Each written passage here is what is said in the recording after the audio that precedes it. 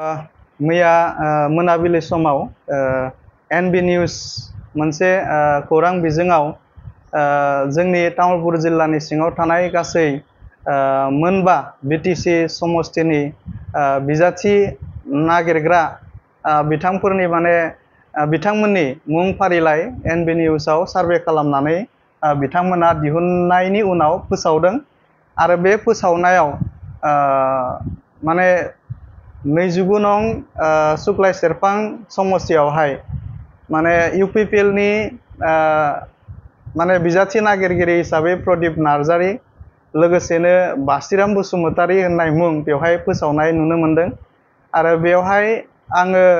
तामुलपुर जिल्ला एबसुनि आफादगिरि हिसाबै आंनि मुङा बासिराम रामसियारी। दा हयथ' सोरबा सुक्लाय सेरफाङाव बासिराम बसुमतारी मुंनि सोरबा थानो हागौ आरो बेयाव जुदि आंनि नामखौ जुदि लानानै बिथांमोना फोसावदोंबा बेयो गोरोन्थि जागोन। मानोना नैबे समाव आङो तामुलपुर जिल्ला एबसुनि आफादगिरि जानानै दङ आरो आफादगिरि जाना थानाय समाव आङो खुनु खारनाव आङो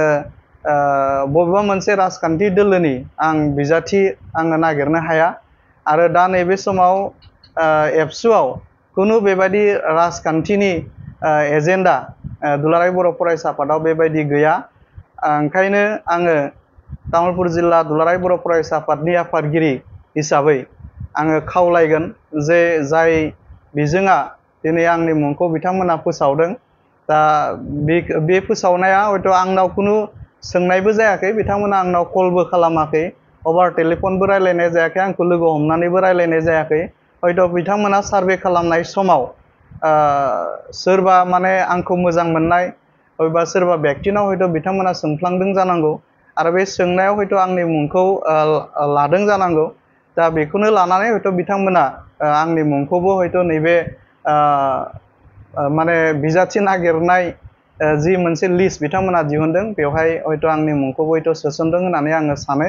दा जियानो जा नैबे समाव आङो स्पष्ट भाषाजों आङो बुंदों जे एबसुनि आफादगिरि थानाय समाव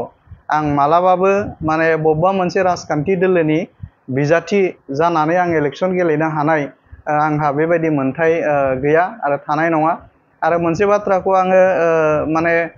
गोख्रों रावजों बुंगोन बा स्पष्ट भाषाजों आङो बुंगोन जे आइ आफा रायजो राजाया जुदि लुगैयोब्ला थैजासिम आङो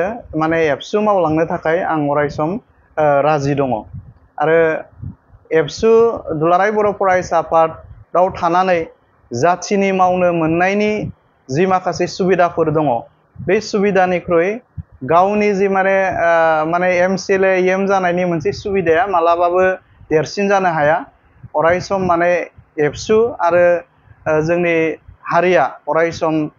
देरसिन। दा ओंखायनो आं एबसुनि आफादगिरि हिसाबै तामुलपुर जिल्ला एबसुनि आङो एबसुआवनो थानानै जाथिनि, जोंनि समाजनि, जोंनि फरायसाफोरनि, जोंनि लाइमोनफोरनि खामानि मावनो थाखाय आङो अरायसम रेडि जानानै दङ आरो अरायसम आङो खामानि मावलांनो थाखाय थाग थियारि जानानै दङ।